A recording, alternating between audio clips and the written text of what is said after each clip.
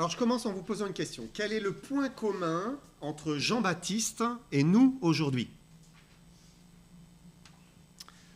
Si on réfléchit un petit peu, on va trouver des points communs. Par exemple, il croyait au Messie, bien sûr, et nous croyons évidemment en Jésus-Christ. Il avait compris l'importance de la repentance. Nous aussi, on a compris que c'était essentiel pour venir à lui, croire et se repentir. Il désirait s'effacer pour que Christ paraisse. On a compris, il nous l'a enseigné lui-même. Donc, et c'est bien de retenir toujours cette leçon. En fait, il y a plusieurs choses comme ça qui sont intéressantes, mais il y a un point que j'aimerais souligner ce matin, c'est qu'il attendait le Messie qui allait venir. Nous attendons le Messie qui va revenir. C'est quand même beau, ça. Jean-Baptiste prêchait pour préparer les cœurs du peuple d'Israël à la venue du Messie. Parce que Dieu l'avait choisi, Dieu l'avait rempli de son esprit pour cette mission. Il était le prophète que tout Israël attendait, en fait. Il l'attendait. Ils attendaient que vienne le Messie et ils attendaient Jean-Baptiste, même s'ils ne le connaissaient pas en lui-même.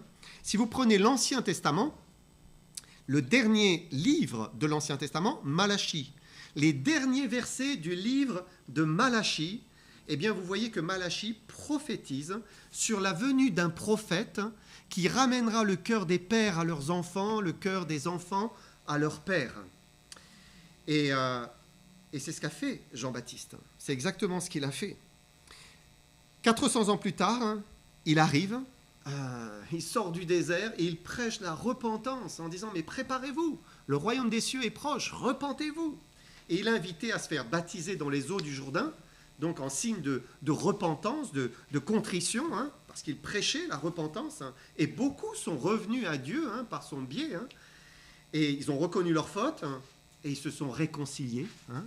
Des pères se sont réconciliés avec leurs enfants, des enfants avec leurs pères, suite à la venue de Jean-Baptiste. On va prendre un premier texte qui le concerne, c'est Matthieu 3, 1 à 6. En ce temps-là parut Jean-Baptiste, prêchant dans le désert de Judée. Il disait « Repentez-vous, car le royaume des cieux est proche ».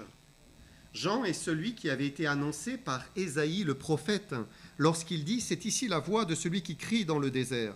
Préparez le chemin du Seigneur, aplanissez ses sentiers. » Jean avait un vêtement de poil de chameau, une ceinture de cuir autour des reins. Il se nourrissait de sauterelles et de miel sauvage.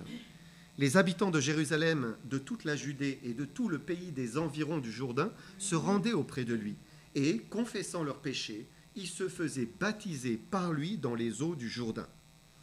Donc on voit Jean-Baptiste, c'était quelqu'un de très simple, qui se contentait de très peu. Il vivait dans les déserts, il s'habillait avec des peaux de bêtes, ici. Il mangeait du miel, des sauterelles. Aujourd'hui, on commence à manger des insectes. Lui, déjà, précurseur, il savait que c'était protéiné. Donc il avait une vie spartiate, mais une vie où il cherchait Dieu, où il aimait Dieu. À la manière du jeune berger David, il se retrouvait souvent seul pour prier, souvent seul pour s'approcher de son Dieu, lui parler, avoir une communion avec lui. Jusqu'au jour où, le Seigneur lui dit maintenant, va proclamer que le Messie arrive. Il sort du désert et puis il commence à aller dans les environs du Jourdain et il prépare la venue du Messie. Jésus va dire plus tard que Jean-Baptiste était l'Élie qui devait venir. Pourquoi ? Parce que Malachie, à la fin de l'Ancien Testament, il dit « Je vous enverrai Élie, le prophète, qui ramènera le cœur des pères. » Pourquoi il dit Élie ? Parce qu'il a une vision d'un prophète qui est dans le désert, qui est très simple et qui va prêcher. Et donc, lui, la seule référence qu'il ait, c'est Élie. Alors il dit, Élie, parce qu'il ne connaissait pas le nom de Jean-Baptiste. Mais en fait, la personne qu'il voyait, c'était Jean-Baptiste. Et donc Jésus va dire, mais il est l'Élie qui devait venir. On vient de lire que tout le pays des environs du Jourdain se rendait auprès de lui pour confesser leurs péchés et se faire baptiser en signe de repentance. Alors, entre parenthèses, le baptême de Jean-Baptiste n'est pas le même que le baptême de Jésus. Le baptême de Jean-Baptiste, c'était pour préparer à la venue du Messie, donc c'était pour montrer, mais vraiment, je suis repentant pour mes péchés, et je le prouve en descendant dans les eaux du baptême. Tandis que le baptême au nom de Jésus, qu'il nous demande après avoir cru, c'est un acte d'obéissance, parce qu'il nous dit, allez, faites-vous baptiser, au nom du Père, du Fils, du Saint-Esprit. Et puis, c'est l'engagement d'une bonne conscience envers Dieu. Ça, c'est ce que dit la Bible. Le baptême est l'engagement d'une bonne conscience envers Dieu. Donc, il faut pouvoir eh bien, s'engager, hein, sous-entendu, évidemment. Mais la venue de Jean-Baptiste était l'accomplissement d'une prophétie d'Ésaïe. Donc, l'évangile de Luc cite cette prophétie plus en détail, et c'est ce texte que nous allons eh bien, étudier et mâcher, dont nous allons nous nourrir ce matin. C'est Luc 3, chapitre 3, versets 3 à 6. Et il alla dans tout le pays des environs du Jourdain, prêchant le baptême de repentance à cause du pardon des péchés, selon ce qui est écrit dans le livre des paroles d'Ésaïe le prophète. C'est la voix de celui qui crie dans le désert, « Préparez le chemin du Seigneur, aplanissez ses sentiers, toute vallée sera comblée, toute montagne et toute colline seront abaissées. Ce qui est tortueux sera redressé, et les chemins raboteux seront aplani, et toute chair verra le salut de Dieu. » Jean-Baptiste était la voix de celui qui crie dans le désert. Mais j'aimerais prendre ces paroles pour nous rappeler que nous sommes dans la même situation qu'Israël, parce que le Messie arrive une nouvelle fois, hein, il arrive bientôt, hein, selon les prophéties, il revient. C'est ce que la Bible dit clairement.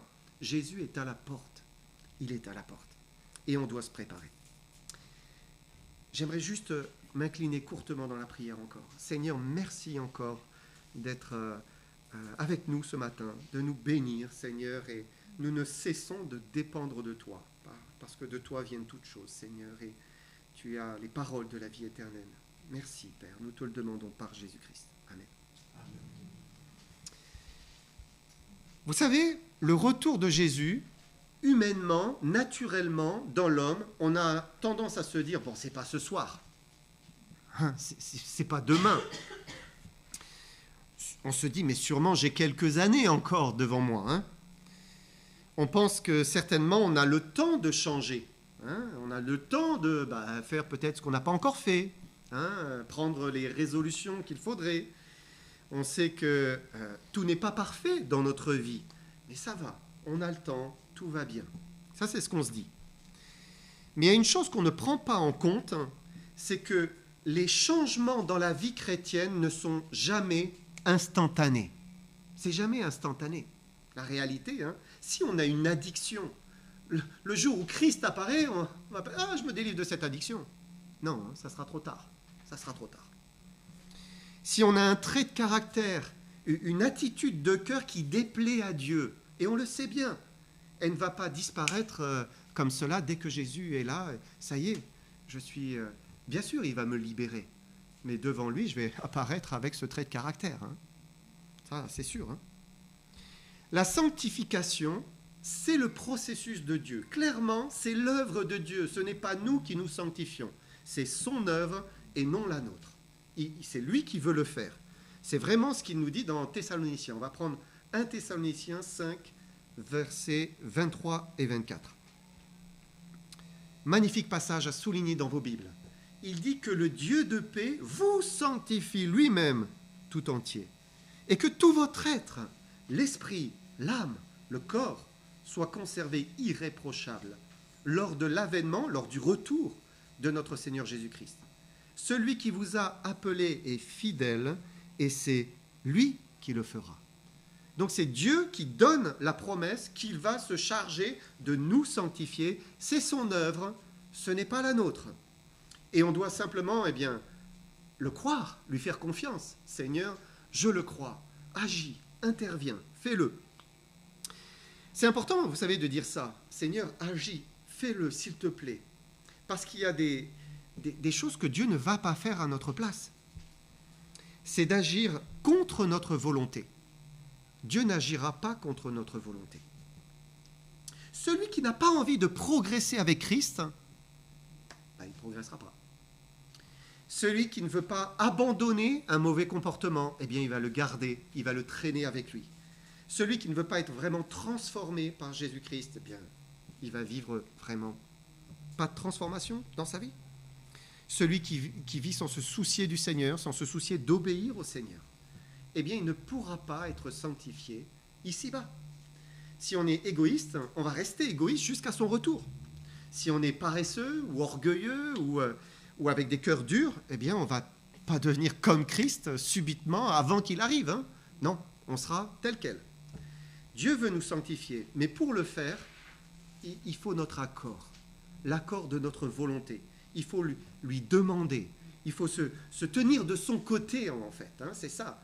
C'est je me tiens opposé à la chair, au péché qui est en moi, je le condamne, je veux le crucifier et je me tiens du côté de Jésus-Christ. Seigneur, s'il te plaît, je veux être délivré de ça, de cette attitude, de ce comportement, de ce péché, de cette addiction, de ce qui me fait mal. S'il te plaît, libère-moi. Et je crois en toi. Je crois que tu le fais. Ça, c'est la bonne attitude pour être vraiment sanctifié. C'est indispensable pour que Christ puisse nous changer à son image. Et c'est dans ce sens qu'il est nécessaire eh bien, de préparer la venue du Seigneur. Luc 3, verset 4, Jean-Baptiste a dit « Préparez le chemin du Seigneur, aplanissez ses sentiers. » Il nous faut aplanir ces sentiers pour accueillir le Seigneur. Il y a l'idée de rendre droit les sentiers pour accueillir le Seigneur. Nos vies, elles sont souvent tordues du fait du péché, à cause de ce qui ne va pas en nous, mais nous sommes appelés à préparer un chemin pour le Seigneur. C'est un peu comme quand vous allez recevoir quelqu'un chez vous. Je ne sais pas si vous avez fait des travaux chez vous. Enfin, en général, on essaye de tout faire pour bien accueillir. Quand vous savez que vous allez accueillir de la famille ou des amis, vous essayez de bien faire pour que ce soit le plus accueillant possible. Je sais avec Kimberly, on n'a jamais autant avancé dans nos travaux chaque fois qu'on avait quelqu'un qui devait venir à la maison. Voilà, il y avait sa sœur qui devait venir là. Oh, ça nous donnait un coup de boost. Pourquoi ? Parce que vous voulez que ce soit le plus accueillant possible, que vraiment les gens se sentent bien. Eh bien, c'est la même chose avec nos vies. C'est la même chose. Mais là, c'est pour accueillir le Seigneur. C'est quand même autre chose. Hein. Dieu veut qu'on se prépare à son retour. Il veut qu'on prépare son cœur. 1 Thessaloniciens, chapitre 4, verset 1. Au reste, frères, puisque vous avez appris de nous comment vous devez vous conduire et plaire à Dieu, et c'est là ce que vous faites, nous vous prions, nous vous conjurons au nom du Seigneur Jésus de marcher à cet égard de progrès en progrès. Quel progrès avons-nous fait avec le Seigneur ? Qu'est-ce qui a changé ? Si on se retourne et on regarde, peut-être on a quelques années de vie chrétienne, qu'est-ce qui a changé au cours de ces années de vie chrétienne ? Quel renoncement avons-nous fait au cours de ces derniers mois ? Qui avons-nous décidé de pardonner finalement ? Nous avions bien du mal et finalement on a dit non, je vais pardonner. Quel geste d'amour on a pu offrir à celui qui ne le méritait peut-être pas ? Nous sommes appelés à progresser, avancer de progrès en progrès. Et quand on ne progresse pas, eh bien on recule spirituellement. Il faut être tout le temps dans l'idée « je veux grandir avec le Seigneur ». C'est indispensable. C'est comme dans le sport. Vous savez, les sportifs de haut niveau ne peuvent pas s'arrêter. Hein. S'ils s'arrêtent, ils descendent dans le classement, ils perdent leur force, leur capacité, leur agilité, ils perdent. C'est la même chose dans la musique. Un musicien de haut vol, s'il s'arrête de s'entraîner, eh bien, il perd. Et on commence à l'entendre. C'est pas tout à fait pareil. Je dirais même c'est pareil dans une langue. Vous connaissez une langue, vous la pratiquez pas, vous finissez par oublier. Ah oui, mais comment on dit ça ? Pourtant, c'est peut-être votre langue natale, hein, et il n'y a plus le déclic, hein, parce que bien simplement vous pratiquez pas, et donc vous régressez. Eh bien, c'est inévitable aussi dans le domaine spirituel.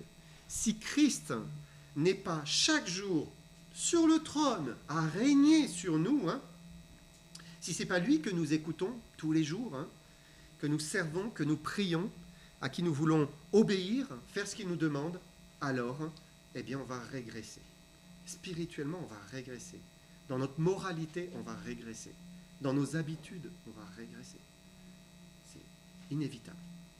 Marc 13, versets 35 à 37. Il dit, « Veillez donc, car vous ne savez quand viendra le maître de la maison, ou le soir, ou au milieu de la nuit, ou au chant du coq, ou le matin. Craignez qu'il ne vous trouve endormis à son arrivée soudaine, car je vous dis, ce que je vous dis, je le dis à tous, veillez. » Donc ce passage parle clairement de la fin des temps, mais Jésus s'adresse ici finalement à 3 groupes de personnes. D'abord, il s'adresse à ses disciples, il est en train de les enseigner, il leur parle, hein, donc les apôtres notamment, il leur dit, mais veillez. En même temps, il s'adresse à nous, hein, puisqu'il s'adresse aux chrétiens de tous les siècles, et à nous, eh bien, chrétiens, aujourd'hui, hein, du 21e siècle. Nous sommes ceux aussi qui font partie de la fin des temps. Et il s'adresse aussi à ceux, les chrétiens du futur, qui seront dans la tribulation. À eux aussi, particulièrement, il leur dit, veillez. Hein, vous ne savez pas quand le Seigneur va revenir, hein, parce que c'est son second retour, hein, où il viendra en gloire.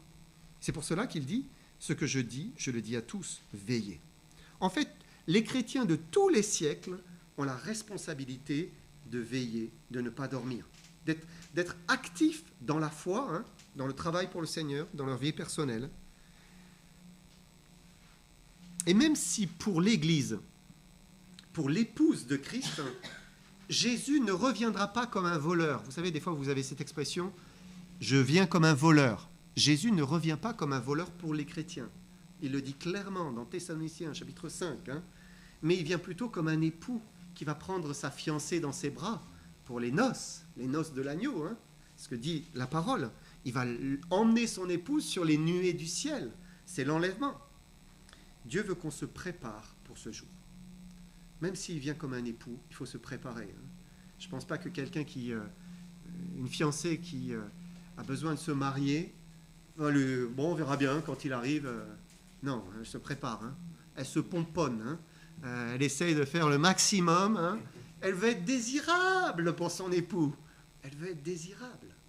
Eh bien, nous, ça doit être pareil. Il faut qu'on ait envie d'être désirable. Qu'est-ce qui lui plaît? La sainteté, la pureté, la vérité, l'amour, la justice, la bonté, la bienveillance, le pardon, la miséricorde, la patience, la persévérance. Enfin, vous savez tout là. Il faut se préparer pour ce jour. Alors j'aimerais prendre ce texte de Luc 3,5, on va le relire. C'était les paroles de Jean-Baptiste et donc la prophétie d'Ésaïe. Il dit « Toute vallée sera comblée, toute montagne et toute colline seront abaissées. Ce qui est tortueux sera redressé et les chemins raboteux seront aplanis. » Et pour préparer un chemin aplani au Seigneur, il faut que les vallées soient comblées, il faut que les montagnes soient abaissées, que ce qui est tortueux soit redressé, ce qui est raboteux aplani. En fait, il faut que tout devienne plat, lisse, sans rugosité. Et la préparation pour le Seigneur, eh bien, c'est la préparation des cœurs. C'est la préparation de notre cœur. Hein. Vous savez, quand Jean-Baptiste prêchait, il prêchait à toutes ces âmes hein, qui avaient besoin de changer.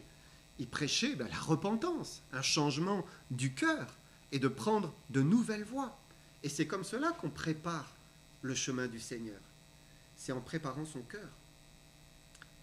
Et nous aussi, Dieu nous dit, mais préparez vos cœurs à m'accueillir, à me recevoir. Parce que certains cœurs, et j'aimerais reprendre chaque pensée de la prophétie, certains cœurs sont peut-être comme cachés dans des vallées profondes. Hein. Parfois, il y a des vallées là où on se cache. Hein. Pour préparer les chemins du Seigneur, il faut combler les vallées. Vous savez, quand on comble une vallée, on en fait remonter le fond. Hein. Physiquement, le niveau remonte. Hein. Tout ce qui est au fond, ça remonte. Hein. Et on ne laisse qu'un chemin plat lisse, nette. Et là, personne ne peut plus se cacher. Hein. Terminé. Il n'y a plus de vallée. Et j'aimerais le prendre pour illustrer l'idée que parfois certaines personnes sont totalement effacées, invisibles, silencieuses. Elles ne veulent pas s'avancer pour le Seigneur. Elles ont peut-être peur de se mettre en avant, peur de servir, peur de s'impliquer. Mais Dieu veut combler toute vallée, voilà, remplir les vallées et préparer un chemin pour lui-même. On se cache parfois derrière la timidité. Tout à l'heure, Francisco a abordé un petit peu le sujet. Hein. On se cache parfois derrière la timidité. Hein. Moi, je suis timide. On n'ose pas. Mais qu'est-ce que Dieu dit? Vous savez, hein, 2 Timothée 1,7, hein, il dit, 2 Timothée 1,7, Timothée, merci Jorel. Ouais. Car ce n'est pas un esprit de timidité que Dieu nous a donné.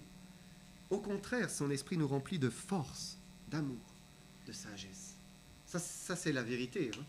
Dieu nous donne un esprit de force. Hein.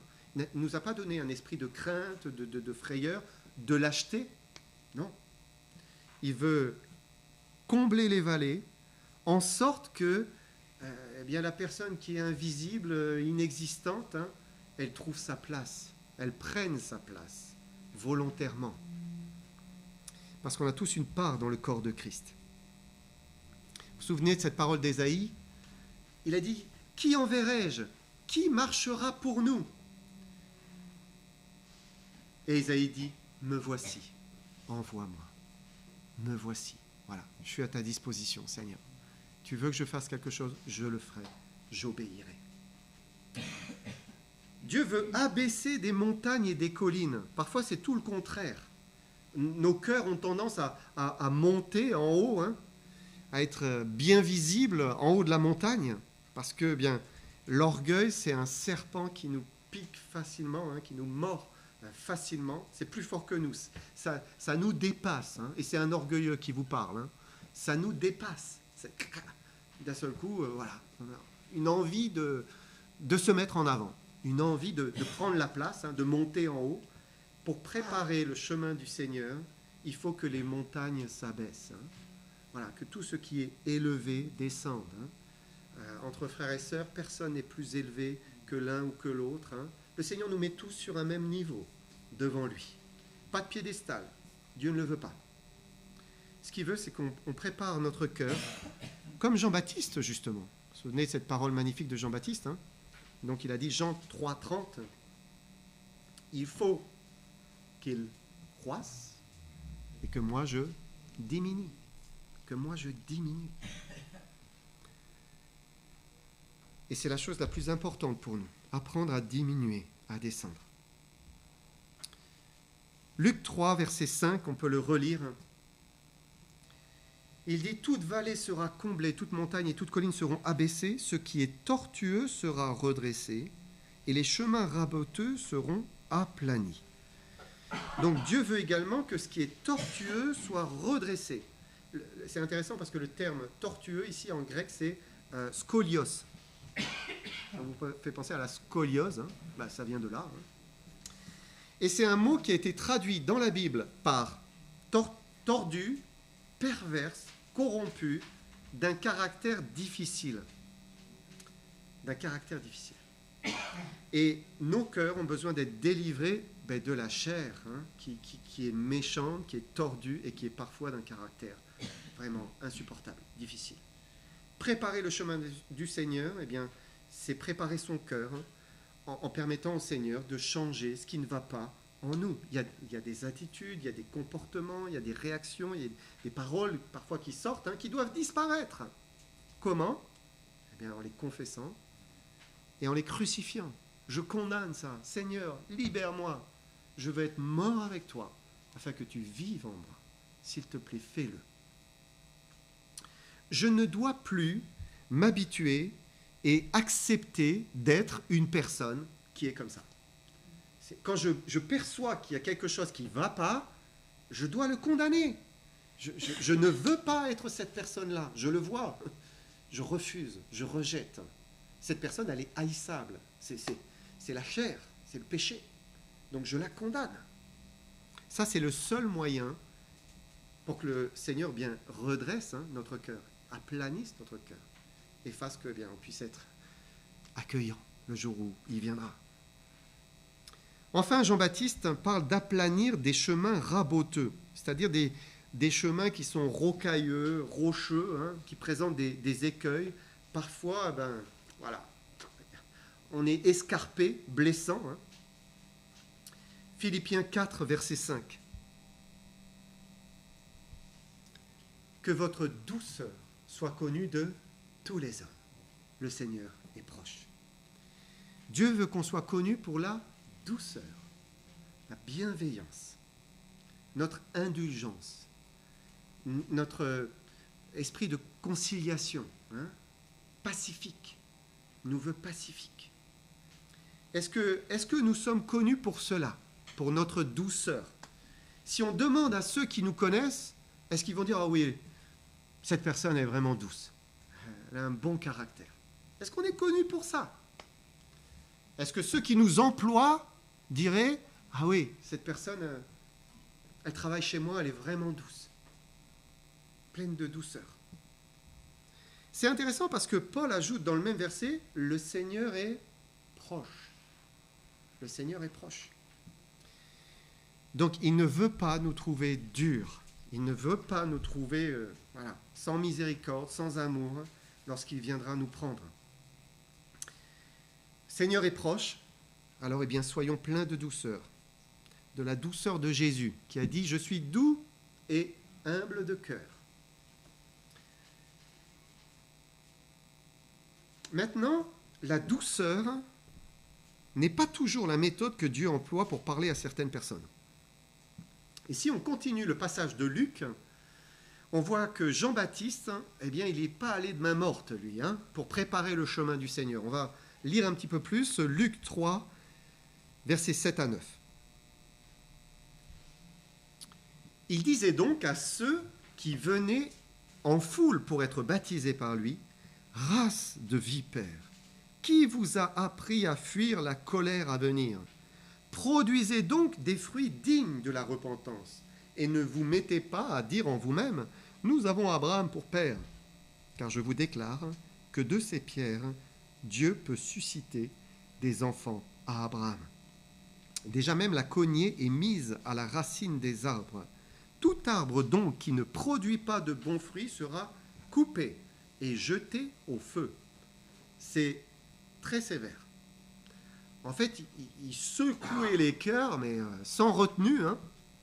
Pourquoi? Parce que Dieu l'avait appelé à cela. Dieu l'avait poussé et rempli pour cela. Et c'est Dieu qui le faisait au travers de Jean-Baptiste. Il préparait les cœurs à la venue de Jésus. Et ce qu'il dénonçait, eh bien, c'était l'hypocrisie de ces juifs religieux. Il disait, nous avons Abraham pour père. Nous ne sommes pas des enfants illégitimes. Qui es-tu, toi, Jean-Baptiste, pour venir nous pointer du doigt comme cela? Non, tout va bien, nous sommes enfants de Dieu. Mais on reconnaît un arbre à ses fruits. Ce sont les fruits qui manifestent bien ce qu'est l'arbre. Et Dieu ne veut pas que nous soyons simplement avec le vernis d'une personne pieuse, le vernis d'un chrétien, l'apparence d'un chrétien, mais il veut qu'on produise les fruits d'un bon arbre, les fruits d'un chrétien, d'une vie qui est transformée par Jésus-Christ. Pour les juifs religieux, Jean leur a dit, attention, tout arbre qui ne produit pas de bons fruits sera coupé, jeté au feu. Pour nous, chrétiens, nés de nouveau, si nous sommes nés de nouveau, nous ne serons pas jetés au feu, c'est certain. La Bible est très claire sur ce sujet. Mais Paul nous dit quand même que nous passerons au travers du feu. Vous connaissez aussi ce passage. Parce que Dieu va peser notre vie en fonction de nos progrès avec lui et en fonction de ce que nous aurons fait avec lui ou pas, en lui. Soit nous aurons bâti avec des pierres précieuses, avec de l'or, avec de l'argent, soit, eh bien, ce sera du bois, du foin et du chaume. Et il est dit, l'œuvre de chacun sera manifestée au travers du feu. C'est le feu qui révélera l'œuvre de chacun. 1 Corinthiens 3, versets 14 et 15. Si l'œuvre bâtie par quelqu'un sur le fondement subsiste, il recevra une récompense. Si l'œuvre de quelqu'un est consumée, il perdra sa récompense. Pour lui, il sera sauvé, mais comme au travers du feu. Vous savez comment le bois, le foin et le chaume brûlent vite, hein? Même, le pire, c'est le foin et le chaume. Hein? C'est vraiment, en quelques secondes, plus rien. Il n'y a plus rien. Dieu veut qu'on se prépare à sa venue, qu'on prépare nos cœurs, parce qu'on va vivre le feu. Ça, c'est une réalité, hein, pour nous. Hein. On va passer au travers du feu, et cela va manifester, eh bien, ce qui va rester, en fait. Hein. Qu'est-ce qui va rester de notre vie, finalement? C'est ça. Hein. Il ne restera que ce que nous avons bâti en lui, par Jésus-Christ, par son esprit. Il ne restera que ça. Le reste, brûlé. Si on a perdu notre vie dans des choses vaines, futiles, brûlé. Si on n'a vécu que pour soi-même, tourné vers soi, brûlé. Si on a tout misé sur cette vie terrestre, comme si on allait vivre éternellement ici, brûlé. Si on ne s'est pas préoccupé de lui durant notre vie, de notre amour pour lui, de notre transformation à sa ressemblance, hein, alors eh bien on perdra tout, absolument tout. Ça sera brûlé comme le foin et le chaume. En fait, il ne restera vraiment que ce qui est sur le fondement. Jésus-Christ. C'est quoi? C'est l'amour que nous aurons donné. C'est le pardon que nous aurons accordé. La vérité que nous aurons partagée, la générosité que nous aurons manifestée, le zèle exprimé, le service pratiqué et la persévérance révélée par l'épreuve aussi. Hein? Tout ça, eh bien, c'est ce qui va rester. Alors, eh bien, préparons nos cœurs. Hein? Préparons nos cœurs. Aplanissons hein, le chemin, les sentiers, pour ne pas être pris au dépourvu quand il reviendra nous prendre. Apocalypse 22, verset 20, on va terminer avec ce verset qui était affiché. Celui qui atteste ces choses dit, « Oui, je viens bientôt. » Et nous répondons, « Amen, viens Seigneur Jésus. » Amen. Que Seigneur vous bénisse.